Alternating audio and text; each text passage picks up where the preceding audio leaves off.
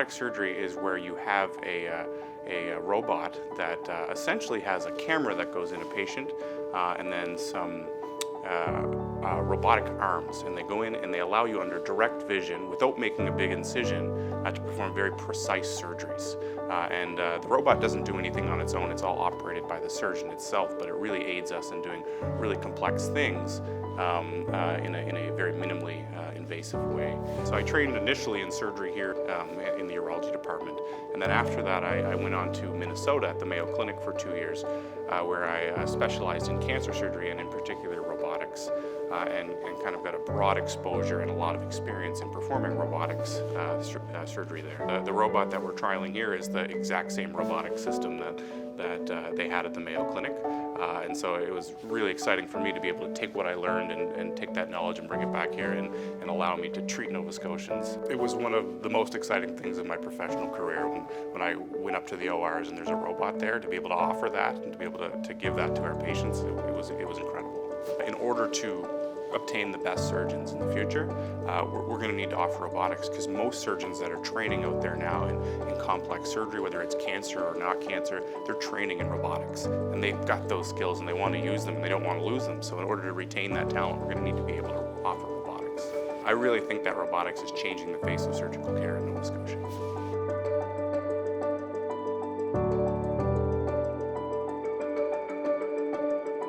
I'm really excited and thrilled to be here to talk to you about something that's very near and dear to my heart, and something that I think that's providing better care to Nova Scotians and all Maritimers right now.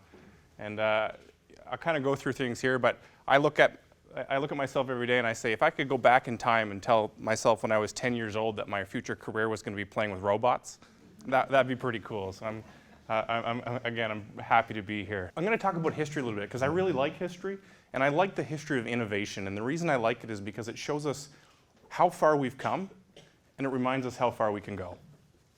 And surgery in particular, as a surgeon, I like the history of my own specialty.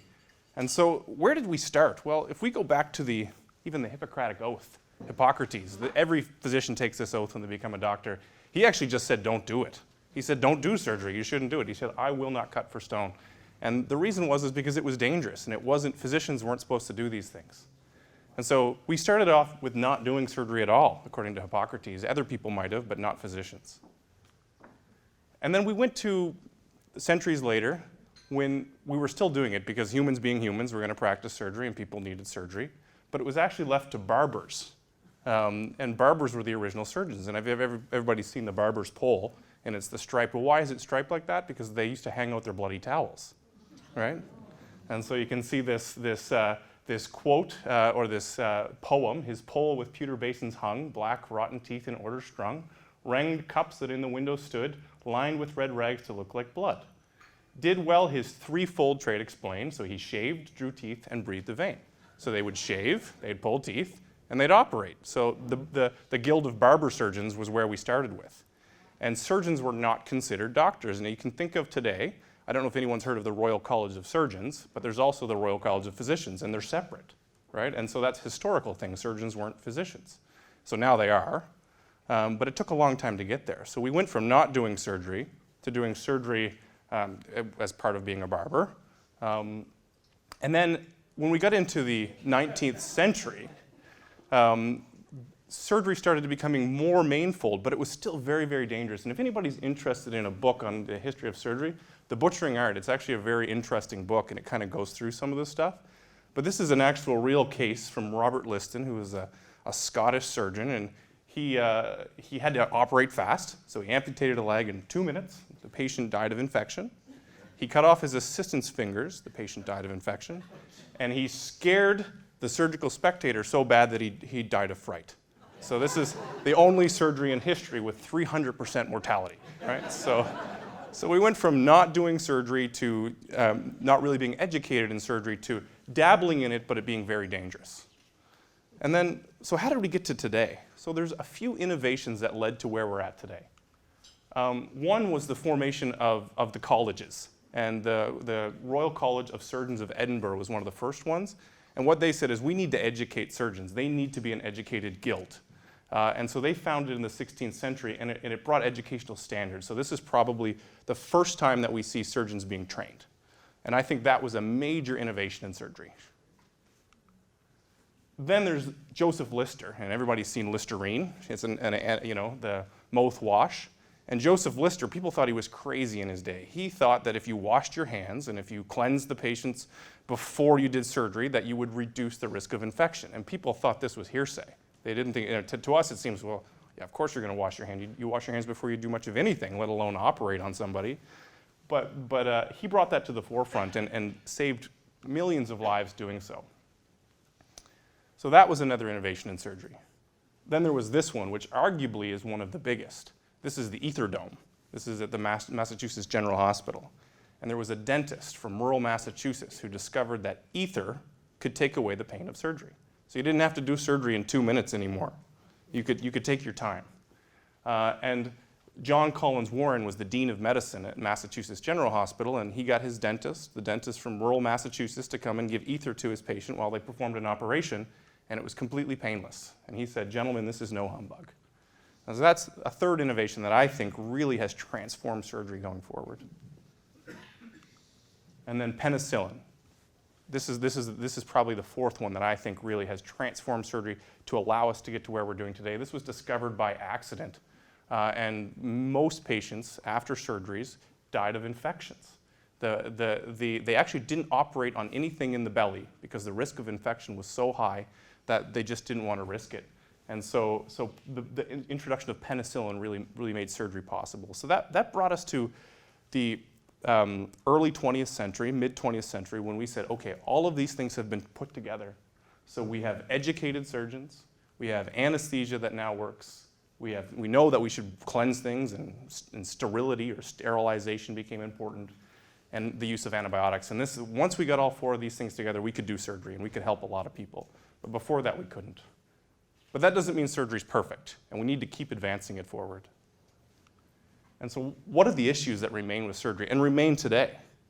Blood loss, pain, infection, the long-term complications after you have surgery. And some of the places are just hard to operate on. Surgeons will tell you that. And I'm going to talk about prostate surgery, and it's a difficult place in the body to get to. So it's a difficult surgery. And then one of the things is not only is it difficult to get to, but it's hard to see that organ, or it's hard to see that place to operate on. So these struggles remain today with surgery.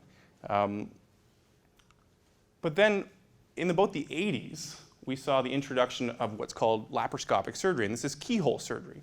This is where a camera is placed into the belly, and you can use magnification, and you can view things very well, and the camera can go in places where your eyeball can't, and you can use kind of chopstick instruments to take out tumors or to operate on parts of the body and fix things. And when this was introduced at the American College of Surgeons, they actually had a complaint to the president of the American College of Surgeons that the surgeon who presented his first case should have his license removed because he shouldn't be doing this. But this is the standard of care now for many operations. So this is just kind of a schematic of that. We see this, people think of gallbladder surgery, they think of appendix removal. We do all kinds of surgeries through laparoscopy. But laparoscopy in itself has some problems when you're going to do advanced surgeries, particularly when you're doing a lot of cancer surgeries. And the honest to goodness truth is that it's difficult. It is difficult to do advanced procedures with chopsticks when you're standing back from the patient. You can't see as well, you can't maneuver as well, and you don't have the range of motion that you might have with your hand. So laparoscopy is still limited in what it can do. So it's a major advance in surgery, just I think like the other advances. So how do we bring that to the forefront? How do we do these complex surgeries through these keyhole surgeries? And why would we want to do them? What's the benefit to this to the patient? So that's the promise of robotics. So what can robotics do? Well, robotics can make us do these keyhole surgeries where we can do more precise surgeries that are easier on the patient, and we can do them. So we can do these laparoscopic surgeries, and using robotics, it makes it easier on us and easier on the patient. So surgeries that were considered extremely difficult or dangerous to do laparoscopically before, with robotics, we can actually do them with relative ease and with good outcomes for the patient. So this is our robotic setup here. So this is kind of what our operating rooms look like. So you actually have the surgeons over in the corner on the left there. They're looking through what we call a stereo viewer. And what it is it's you're looking through that, but the patient is actually here with an assistant at the bedside. And we put a thin little camera into the belly so you can see what's going on inside, and then we insert some thin little instruments into the belly.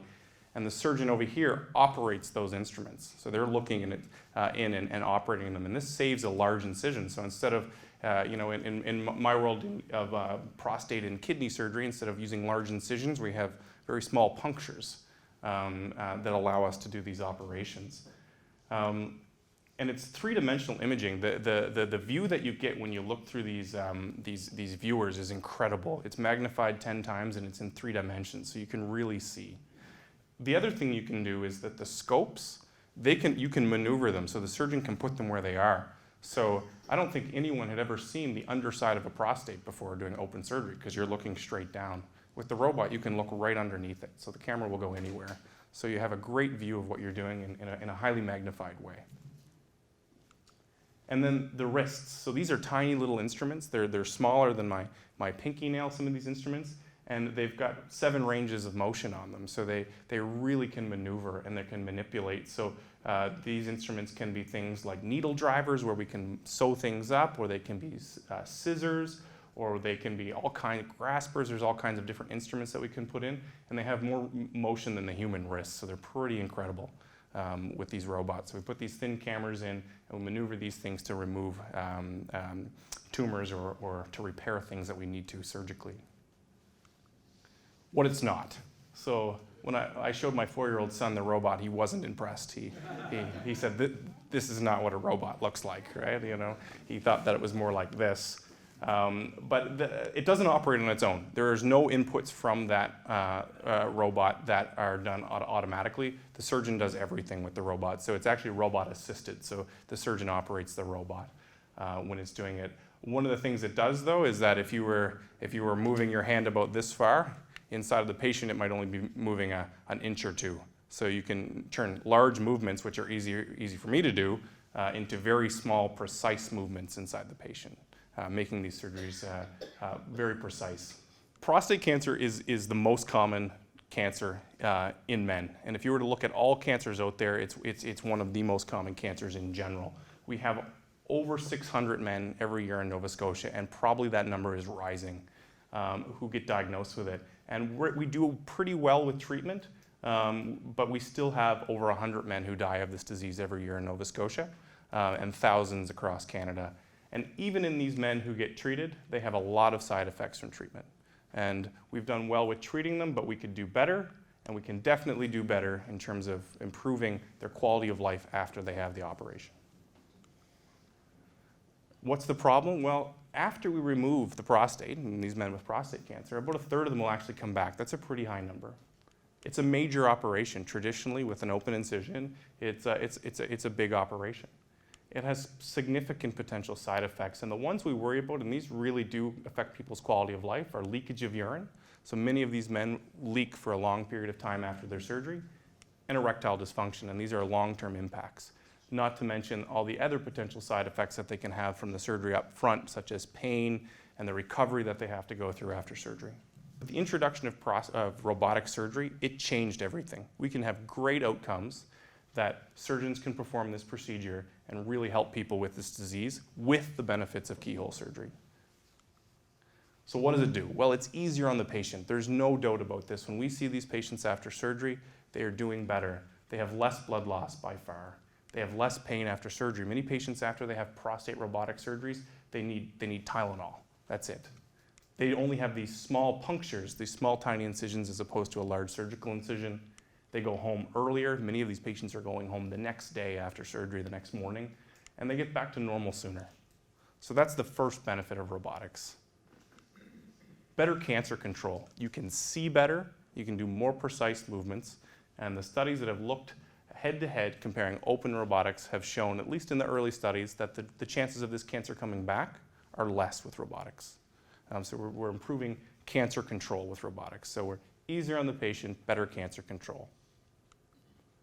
Less long-term side effects. So The leakage, so the leakage of urine, the incontinence of urine, it stops sooner with robotics. And I think that, again, comes down to the better visualization, the more precise surgery that you can do. Less erectile dysfunction. The nerves that supply erections run right around the prostate, and you can peel them away at the time of surgery and save them to save the erections. With open surgery, it's hard to do. They're very, very fine nerves. With robotics, when you're magnified and you can see very well and you can do very precise movements, it's easier to spare those nerves. So not only are we easier on the patient, not only do we think we're curing cancer better, but we have less long-term side effects too. So at the end of the day, patients are doing better because of this. There's other benefits. One of the things that was mentioned was recruitment. Getting the best surgeons here, and this is just not in prostate cancer, this is across all of our surgical specialties. When people are training in centers across North America, they're learning robotic surgeries and they want to be able to use these tools when they come back because this isn't what they know how to do and this is what they think is going to help their patients the most. So recruiting the next generation of surgeons is going to require these tools. What about educating the next generation of surgeons? This is going to be important as well because as we here in Halifax train a lot of our surgeons to go out into communities to practice, or they practice here in Halifax or they practice across Canada. And we really need to be educating them on the latest technologies that are out there and so they can perform these surgeries. So that's another benefit of robotic surgery. And research. So we collaborate with a lot of people in prostate cancer. We do a lot of trials in prostate and kidney, and that's just in urology and bladder cancer and other ones. And if we're not doing the same surgery that the rest of our colleagues are doing, then it's hard to contribute to that research. So it's allowing us to contribute to that research. So these last three things are a little bit institutional as opposed to the benefits on the patient, which are real, but we're also seeing these benefits in terms of education, recruitment, and research. So what are we doing in Nova Scotia right now? So we actually are trialing the DaVinci system, and this is the exact same system I used when I was in the US, and we've performed now over 100 cases have been successfully performed. Our early outcomes are great, and our patients have been quite satisfied with what we're doing. And we have more every day. We're routinely doing 1 to 2 robotic cases every day here now. But what are we looking forward to? What's the future hold? And the answer is, I don't know, but I'm pretty excited about it. More procedures performed robotically. So we started with prostate surgery, and the gynecologist started with doing hysterectomies for the cancers that occur in women. Then we branched out to kidney surgery, and now we're going to go further. We're going to keep expanding this, and our other surgical colleagues and all the surgical specialties are interested in joining us on this journey. And the end goal is providing the best care possible to Nova Scotians, and I truly believe that moving forward with robotics is another great step forward in surgery.